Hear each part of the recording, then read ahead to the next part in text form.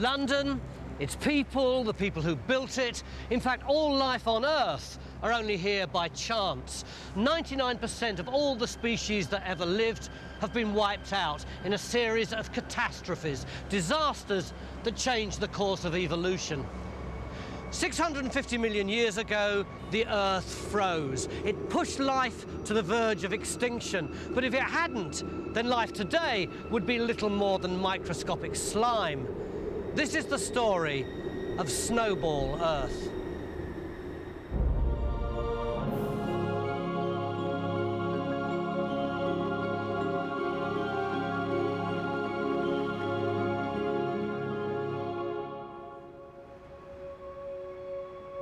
When we think about how we evolved from being single cells to what we are today, we tend to see it as a pretty calm process, don't we, with animals slowly transforming into other animals.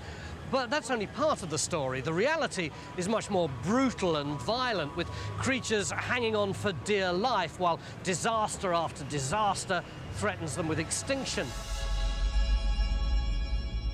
It's almost impossible to comprehend the immense time scale of our planet's lifetime.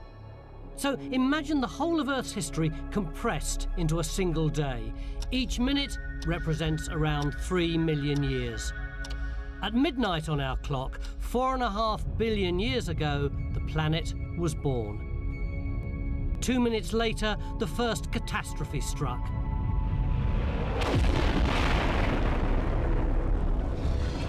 A protoplanet, Theia, smashed into the infant Earth.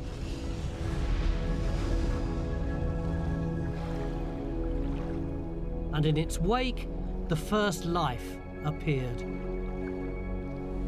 By 8 a.m., there were shallow seas full of simple bacteria. Gradually, over the next 2 billion years, the planet stabilized, though life remained as single-celled organisms. Until 12.5 hours later, at 8:27 p.m., 650 million years ago, disaster struck again.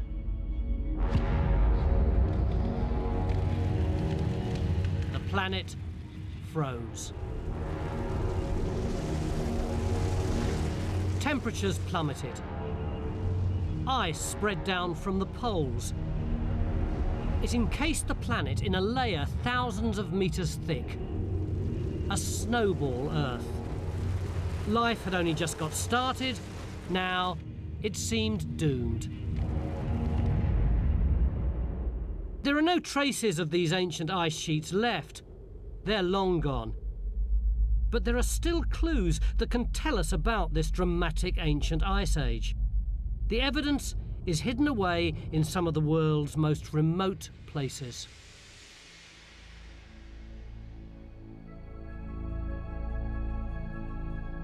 These are the Flinders Ranges in the Australian outback. Today, it's one of the hottest and driest places on Earth. But geologist Jim Gayling knows that the rocks here provide direct evidence of our planet's frozen past. The area is so vast, the best way to investigate is from the air. There's a disaster story written in these layers of rock. You just have to know how to read it. It's really like looking at a book made of rock. Every single layer has a secret on it. We look at these rocks as though they're a history book. With the help of aerial photographer Tim Beyer, they spot an unusual rock formation in a dried-up creek. It's the evidence Gayling's been looking for. A 650 million year old rock called a dropstone. A dropstone is an exotic piece of rock. They shouldn't be mixed in with mud and sand. They should be together in boulder beds or gravel beds. But there they sit.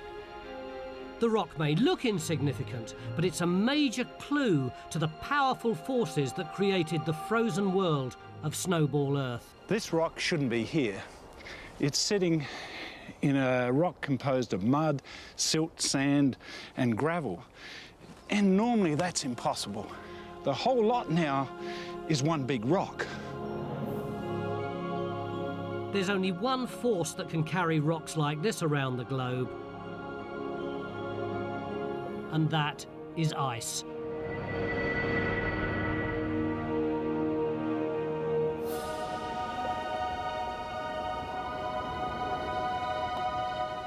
There's not a lot of ice in Australia today.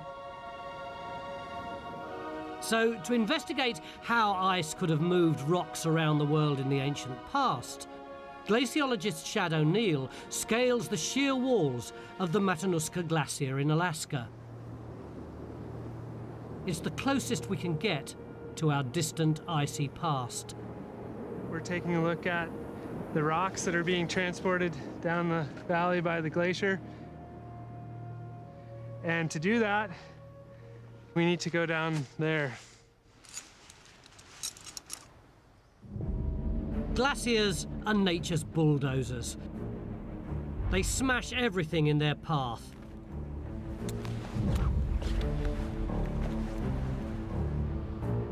They gouge stones and rocks from high up in the mountains and carry them down the valley. Rocks as big as buses can be transported for miles across the landscape by a glacier. I mean, the longest glaciers are hundreds, if not thousands of kilometers long, so you can move rocks over long distances. When the ice melts, it deposits debris at the base of the glacier. This glacier is only a few hundred meters thick, but it can still carry thousands of tons of rock. The glacier brought all this stuff down from the mountains, and when the glacier melts away, it ends up looking like a building site that's been bulldozed.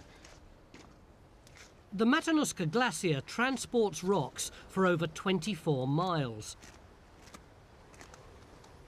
It's the same process that carried the ancient drop stones in the Flinders Ranges. But the glaciers of 650 million years ago carried them for thousands of miles. Here's a great example of a rock that was picked up by the glacier, carried down valley, and then deposited. Very similar to what you'd find in Australia, where glaciers used to be in the past. So the Australian outback was once covered in ice. But that doesn't prove the whole world was frozen over. The problem is that the Earth's surface is in constant, very slow motion, pushing the continents to different places. So it's possible that 650 million years ago, when the drop stones were deposited, Australia could have been much closer to the cold South Pole. Meaning the drop stones were carried by normal polar glaciers. The solution to this conundrum can be found in another desert.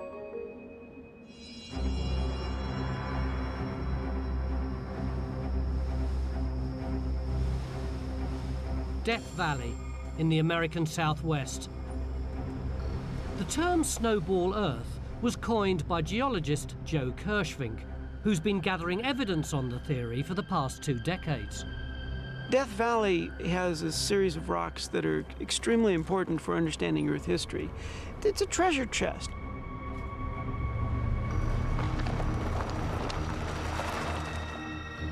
Like the Flinders Ranges, it's not the kind of place you'd expect to find evidence of ice. But geologists have found dozens of glacial drop stones here. Every time I come here, I see new things. There are those big boulders, and I see one at the bottom, and they're all drop stones. You can see that they're coming in from the top. This is one of the best places in the world to see this type of geology. The drop stones Kirschvink has discovered here date back to the same period as those found in the outback. So this desert too was covered in ice.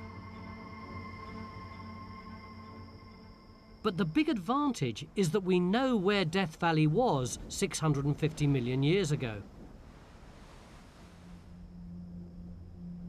Every rock has a unique magnetic signature. This allows scientists to determine the point on the globe where the rock was formed.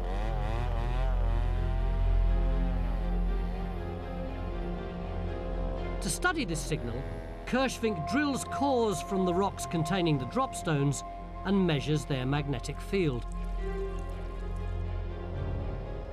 The Earth's magnetic field is formed by electric currents flowing in the middle of the planet.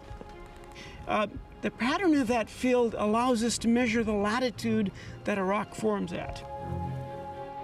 When a glacier dumped these dropstones here, Death Valley was inside the tropics. The results at the Flinders Ranges were even more dramatic. A group started studying the magnetism in the Flinders Ranges, and they thought they had a very stable magnetization. That they said, well, wait a minute, something might be relevant there. The rock's magnetic signal revealed that 650 million years ago, Australia was in a completely different place than today. When the whole continent was in the grip of a big freeze, Australia was near the equator. Here was proof the scientists were looking for. It was wonderful. It was the first time anywhere that we had proven that the glaciers were on the equator.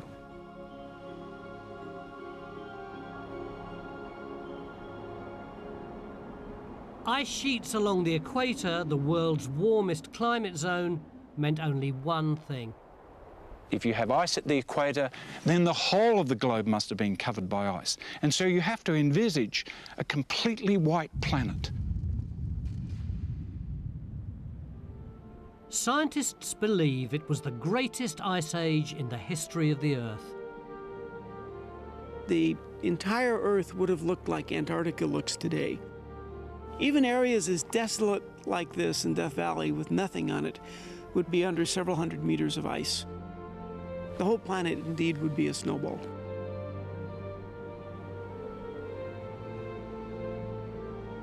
Under a thick crust of snow and ice, the simple microbial life developing in the oceans faced an uncertain future. This was the greatest ice age that this planet has ever known.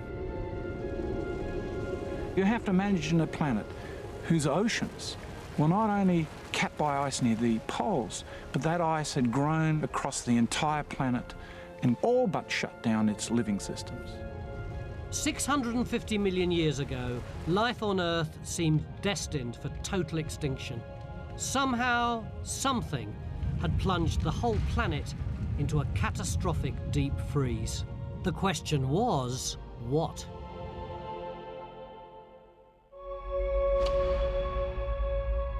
"8:27 p.m. on our clock of the Earth's history, 650 million years ago. The planet faced climate disaster, a global deep freeze.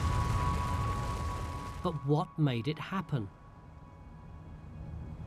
Snowball Earth wasn't the first time the Earth had frozen, and it wouldn't be the last. Our planet goes through an ice age about once every 100,000 years. Most of them are caused by changes in our orbit. The further away from the sun we go, the colder it gets. At the height of the last ice age, ice sheets covered around a third of the planet, and all of this would have been buried under hundreds of feet of ice. But factors like orbit and rotation aren't enough to explain ice stretching right down to the equator. That must have taken something far more dramatic.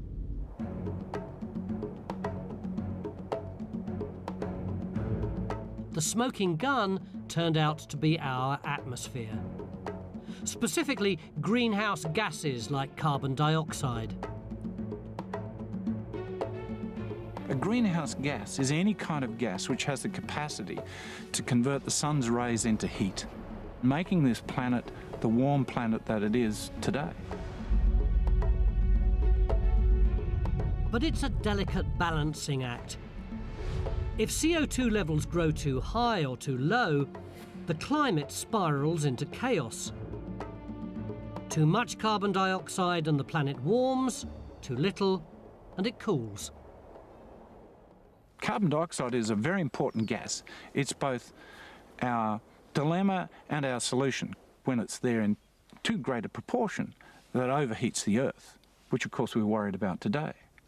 However, in the time leading up to Snowball Earth, we had the opposite problem. There wasn't enough carbon dioxide, and the Earth began to cool to a point where there was a runaway refrigeration that locked this Earth up in an icy crust.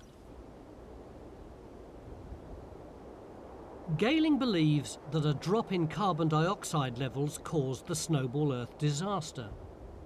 Something was removing the CO2 from the atmosphere on a huge scale. And there's only one process capable of doing that: weathering. Carbon dioxide mixes with water vapour to form acid rain. The acid reacts with the rocks it falls on to form new carbon chemicals in the water. It then washes down to the sea, where it helps form solid limestone. Carbon dioxide that was once in the atmosphere is locked away on the ocean floor. When weathering occurs at a great rate, you strip away rocks with acid rain, and that takes carbon dioxide out of the atmosphere and makes sure that it's locked away in the ocean. Weathering happens more quickly when it's hot and humid. Normally, at least some of the Earth's land masses are too far north or south for weathering to be a major factor. But 650 million years ago, all the Earth's land masses, from Death Valley to Australia, were clumped together into one big supercontinent at the equator. The weathering process went into overdrive. CO2 levels crashed, and so did the Earth's temperature. You have carbon dioxide being taken out and not replaced, and as a result, the Earth inevitably has to cool until you have a snowball. Today, plants and animals help balance the levels of carbon dioxide in the atmosphere. Plants absorb it, animals breathe it out. But 650 million years ago, the only life forms on Earth were single-celled bacteria in the oceans. And they were actually making the situation worse. 650 million years ago, this is a world of cyanobacteria. Bacteria that formed a slime layer on the seafloor. Cyanobacteria are tiny organisms that have been around on this planet for 3 billion years before Snowball Earth. But at this time, they were particularly important. These cyanobacteria sucked even more carbon dioxide from the oceans and locked it into limestone reefs called stromatolites. Some of this ancient carbon dioxide is still trapped in fossilised reefs, like these in Flinders Ranges in southern Australia. When Jim Gehling pours a weak acid onto them, the carbon dioxide they locked away hundreds of millions of years ago fizzes out. What you'll see is an effervescence. Those white bubbles are carbon dioxide that had been locked up in these stromatolites, being released back into the atmosphere. Rather than stabilising the carbon dioxide levels, the cyanobacteria were depleting them further.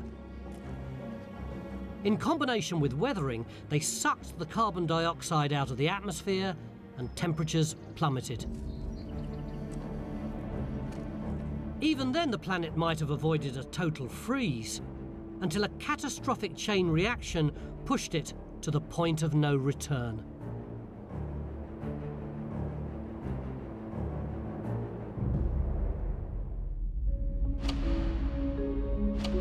"30 seconds past 8:27 p.m. on our clock of Earth's history. Snowball Earth, 650 million years ago, and counting. Ice was creeping down from the poles. In a normal ice age, at some point it would have stopped, but this wasn't normal. The ice just kept on coming until eventually it reached a point of no return. As it did, it triggered a phenomenon that would push life to the limit. The Earth's surface is made up of land, open ocean and ice. These surfaces all reflect sunlight differently, and that's the key to what happened next.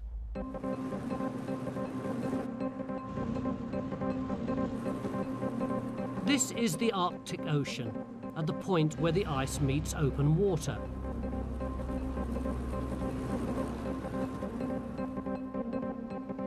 Scientists call it the lead edge. And geophysicist Don Perovich is here to study how the ancient Earth tipped over into a catastrophic deep freeze. This is the place where the ice that's frozen to the shore meets the open Arctic Ocean. But it's more than that. The lead is where there's water, the lead's where there's light, and so the lead's where there's life. We see whales going by and seals, and birds flying above. It's an incredibly productive area.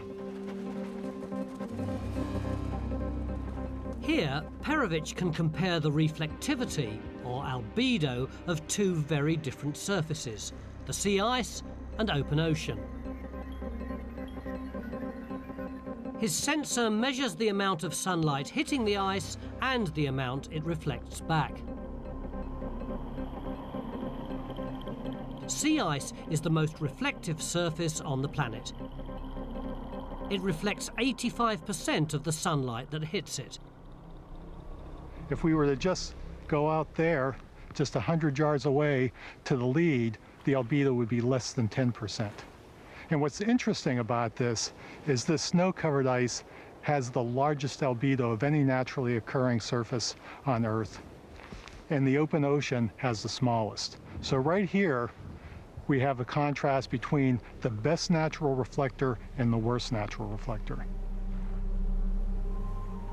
Open sea reflects very little light back into space. It absorbs the energy in the sunlight, keeping the planet warm.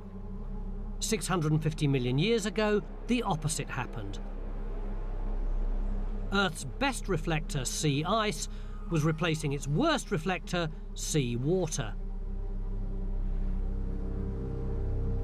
When enough ice had formed, the remaining ocean couldn't absorb enough heat. So more sea ice built up. That reflected more sunlight, the Earth got colder, and that made still more ice. It was the point of no return.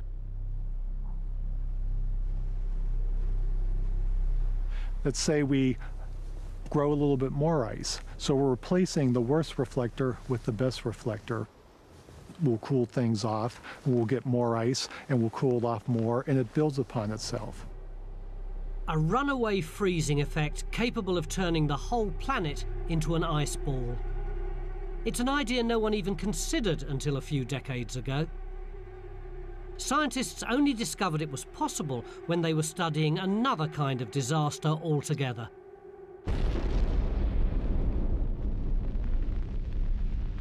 A nuclear war.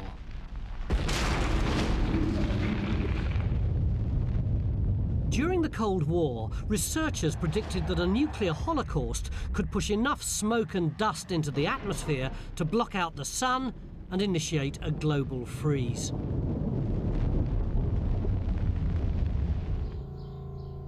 Russian climate modeler Mikhail Budiko was investigating this scenario when he made a chilling discovery. He calculated that if the ice sheets spread beyond 30 degrees latitude, that's as far south as North Africa, they'd reflect so much of the sun's energy that the Earth would reach an irreversible tipping point. So when we have a system like the Earth with these feedbacks, one of the things that's talked about a lot is tipping points. You can think of it as you're in a boat rocking back and forth, not much changes until you go too far, and then you're in a new state. And Budiko's work said that if we move the ice down far enough, we'd reach a tipping point and cover the whole Earth with it. Budiko calculated that if the ice ever reached this tipping point, the planet would no longer absorb enough heat to keep the ice in check. The planet would be entombed in ice from pole to pole. The theory is that 650 million years ago, this was exactly what happened. Instead of the world we have today, we'd have something that looked like this. A vast expanse of white, of blocks of ice tilted every which way, covered by snow. The planet descended into the most extreme and least hospitable climate it had ever experienced. Eventually, the ice sheets collided, clamping their icy jaws shut at the equator. It seemed that nothing could survive in this frozen wasteland. And yet, incredibly, it was this catastrophe that brought about life as we know it, and without it, none of this and none of the people around us would be here today. 647 million years ago, 8:28 p.m. on our clock representing the Earth's history. The planet was buried under ice thousands of meters thick. Deep beneath the ice sheets, single-celled organisms, the only life on the planet, faced a stark choice: adapt or die. Bacteria that had evolved over 2 billion years seemed destined for extinction. Imagine if Snowball Earth happened today. Could we survive? Temperatures would plummet way below zero, ice caps would spread out from the poles and engulf whole continents, violent snowstorms would paralyze entire populations.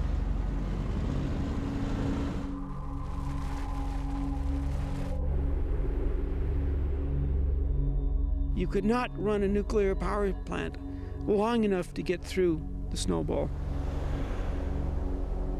Many experts believe we could find ways to live through a short-term ice age, but the odds of surviving a Snowball Earth are next to nothing.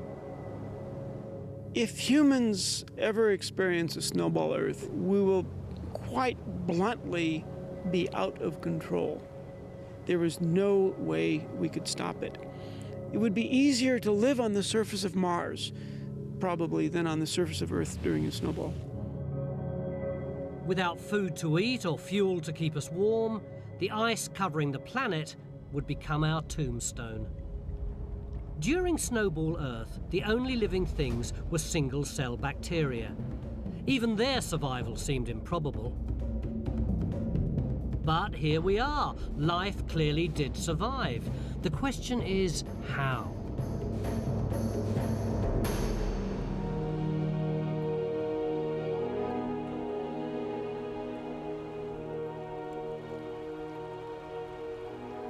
The quest to learn how ancient organisms kept evolution alive has brought this lone microbiologist to Whiteout Glacier in southern Alaska.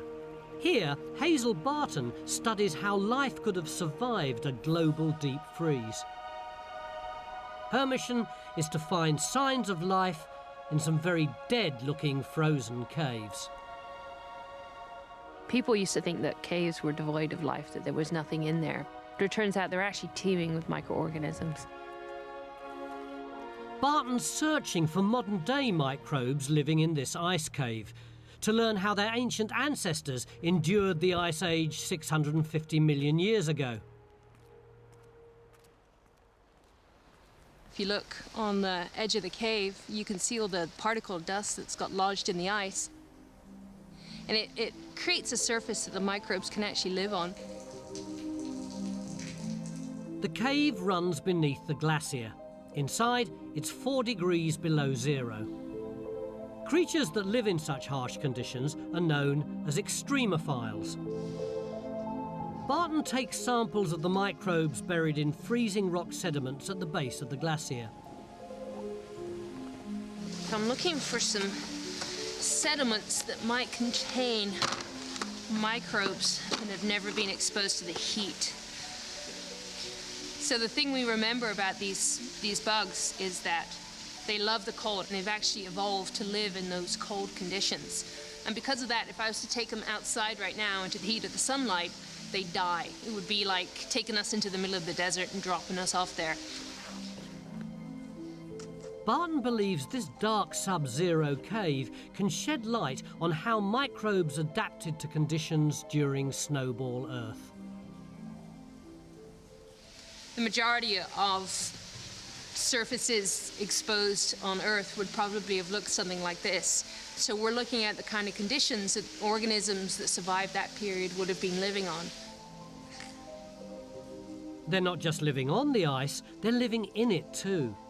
Sunlight penetrates a few meters into the ice wall, and that's enough for the microbes to flourish.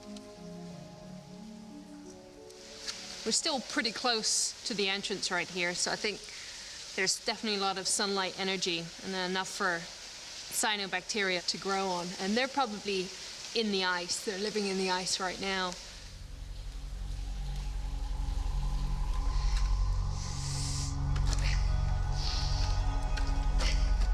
The deeper Barton goes into the cave, the darker and colder it gets. But even here, life hangs on. This is a community that looks like cyanobacteria. They're incredibly resistant to all kinds of stress that you would put them under. They can survive it. During Snowball Earth, the ice was thousands of meters thick, enough to block out nearly all the sunlight microbes needed to stay alive. Barton finds similar conditions even deeper into the cave.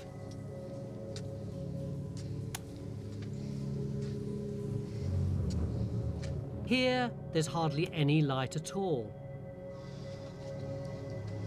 But even in this dim, icy world, she finds microbes thriving. So what we're looking at are microorganisms that have to adapt and generate energy when there is no sunlight.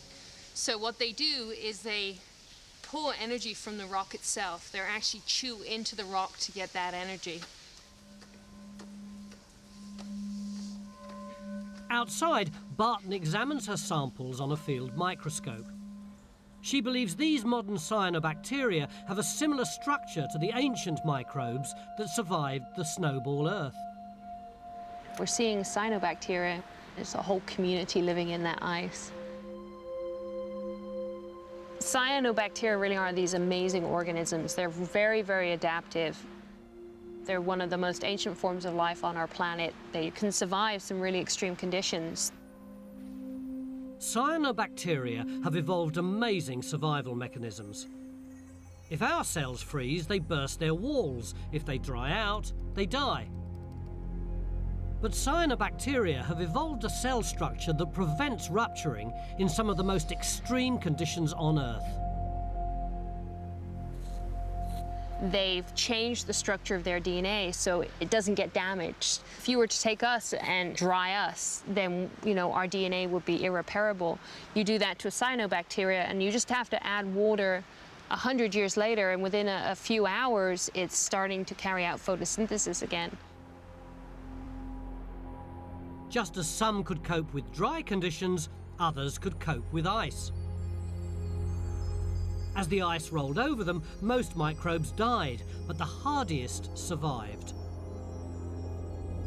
Over time, strains evolved that thrived in the cold and dark, to become the ancestors of every living thing on Earth today. Everybody thinks about these global catastrophes like it's going to wipe out all life. And it's like, no, these microorganisms have been going through similar things for billions of years. And they're adaptive and they change. And then they fill the niche that's left behind. Barton's research proves that even in the most extreme conditions, in the ice, in the dark, life finds a way.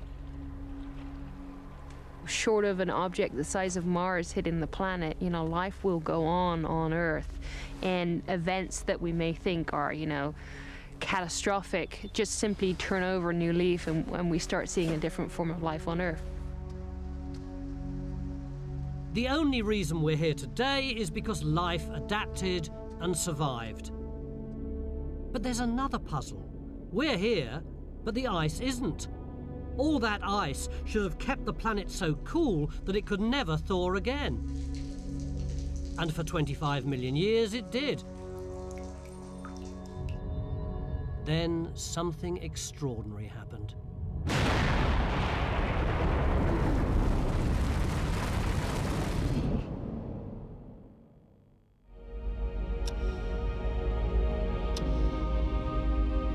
8:35 p.m. on our clock of Earth's history. The planet's surface had been locked in ice for almost 25 million years. But at 8:37, a remarkable thing happened. The ice sheets started to recede. Something was warming the Earth. But it wasn't the sun. Believe it or not, the thing that would save the planet was actually inside the Earth itself, buried deep below the ice.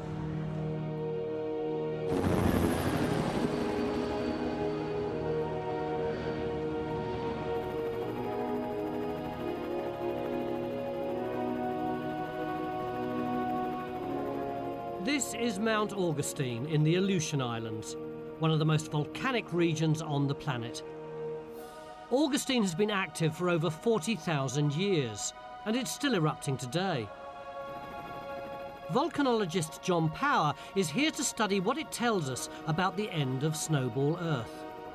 Because volcanoes are the only things on the planet hot enough and strong enough to thaw a frozen world. We're on our way to Augustine Volcano. It's one of the most active volcanoes in the region. Last erupted in 2006. It all comes to play here at Augustine. A fiery hell lies under Mount Augustine's frozen surface.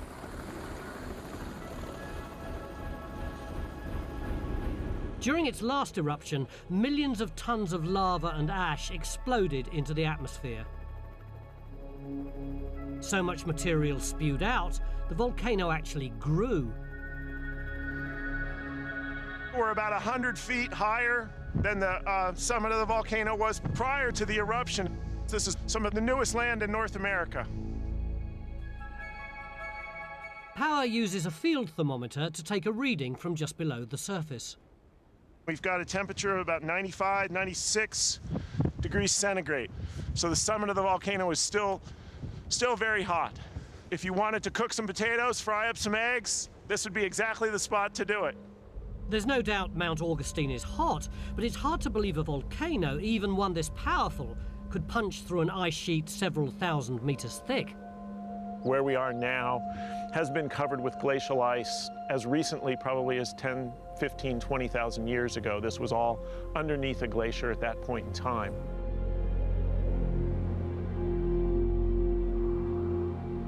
When Power examined volcanic rocks here, he found evidence that 24,000 years ago, an eruption smashed its way up through the ice. There is absolutely no problem for a volcano like Augustine or its neighbors to erupt through an ice sheet that could be either several kilometers or several miles thick. We know it's possible because we've seen it happen. In 1996, the Grímsvötn volcano in Iceland erupted right through a glacier. It punched its way up to the surface through a kilometre of ice. The torrents of hot gases and ash blew a giant hole in the glacier. It melted ice at a furious rate. Flash floods carrying 45,000 tons of water a second raged for hours. But on a global scale, that's nothing. When the whole world was frozen, a few little holes wouldn't have made much difference.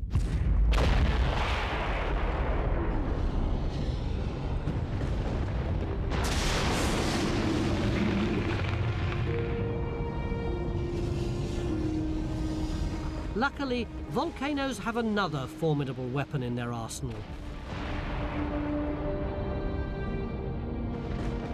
They spew out more than just lava and rocks. They also produce huge amounts of greenhouse gases. Carbon dioxide is one of the very dominant species of gas that is coming out of volcanoes. There have been times when we've had certainly, thousands of tons per day coming out of this volcano. Mount Augustine is dwarfed by the volcanoes that broke through the ice of Snowball Earth. Scientists believe that thousands of them ejected billions of tons of carbon dioxide into the atmosphere. Over a period of around 1 million years, this caused carbon dioxide levels to rise, reversing the depletion that created Snowball Earth and tipping the balance in the opposite direction. Carbon dioxide rapidly built up in the atmosphere until it got to a critical point where we had a super meltdown of the ice, and that was the death knell of Snowball Earth.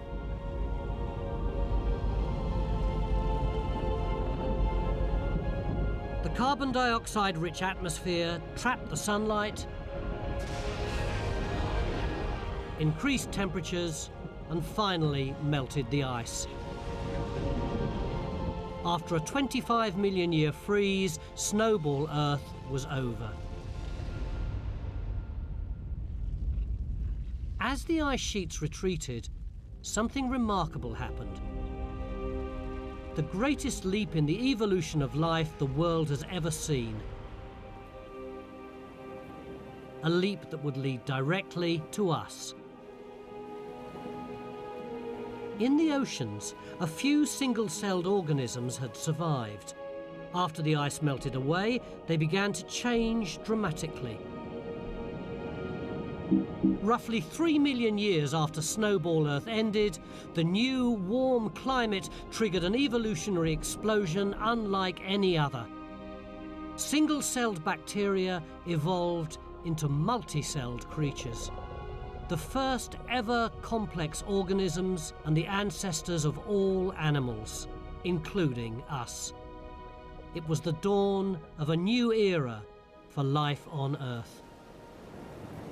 Snowball Earth must have been the closest thing to extinction of early life on Earth that we had. And yet we know creatures survived. And it can't be a coincidence that very soon after the waning stages of this Earth-wide ice age, we get the first large creatures. It really seems as though that series of environmental catastrophes spawned the kind of biology that could give rise to multicellularity. The key to this evolutionary revolution was oxygen. Before the deep freeze, oxygen levels were only 1%, too low to support more complex organisms. After the freeze, levels rocketed to 21%. Scientists suggest the boost in oxygen levels was the result of Ice Age chemistry. During Snowball Earth, the sun's ultraviolet rays reacted with water molecules in the ice to produce a chemical called hydrogen peroxide. When the ice eventually melted, the hydrogen peroxide broke down again, releasing huge quantities of oxygen into the air and oceans. The surge in oxygen levels provided the fuel for life to evolve from single to multi-celled organisms.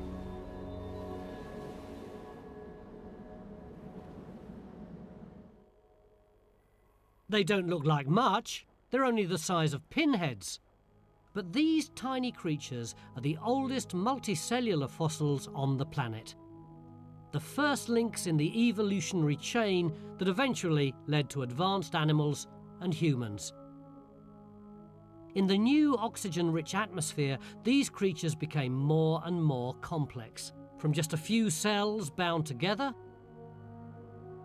to creatures large enough for separate groups of cells to assume different body functions.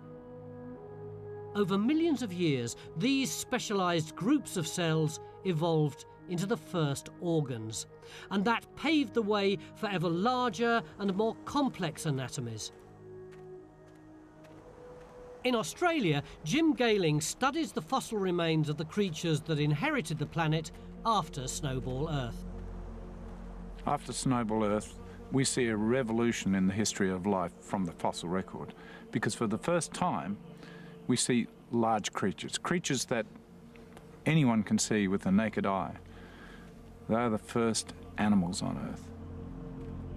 This primitive sea creature is one of the first complex multicellular organisms. It lived and died around 50 million years after the end of Snowball Earth. It's absolutely complete. You can see the gut, you can see the head end where the segments wrapped around it, and these incredibly fine segments just wrapped over the sea floor.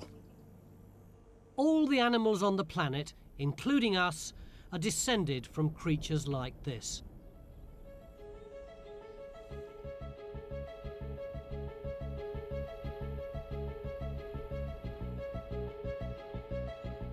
You're looking at the first life forms which had patterns of cells and body plans that were the same as ours.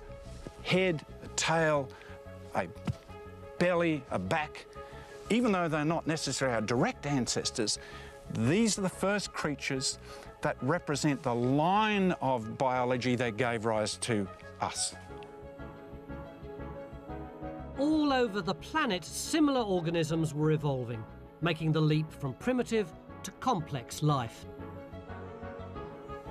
There'd been life on this planet for more than 3 billion years. And it was really only the Snowball event that kick-started complex life. If it hadn't been for this ice age, this would have been slime world forever, and we wouldn't be sitting here talking about it. So if you want to put your finger on one point in the history of life that made a big difference, that was Snowball Earth.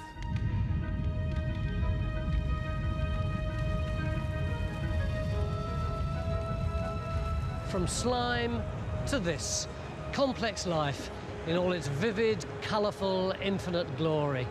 All of this, you, me, every living thing on the planet, is here because of an evolutionary explosion 650 million years ago, of a catastrophic deep freeze that threatened to wipe all life off the Earth, but ended up creating life as we know it. If it wasn't for Snowball Earth, we probably wouldn't be here. In the next episode of Catastrophe, massive volcanic eruptions kill off 95% of all life on Earth in the biggest wipeout of all time. But remarkably, this new catastrophe triggers the evolution of the most successful creatures ever to walk the planet, the dinosaurs.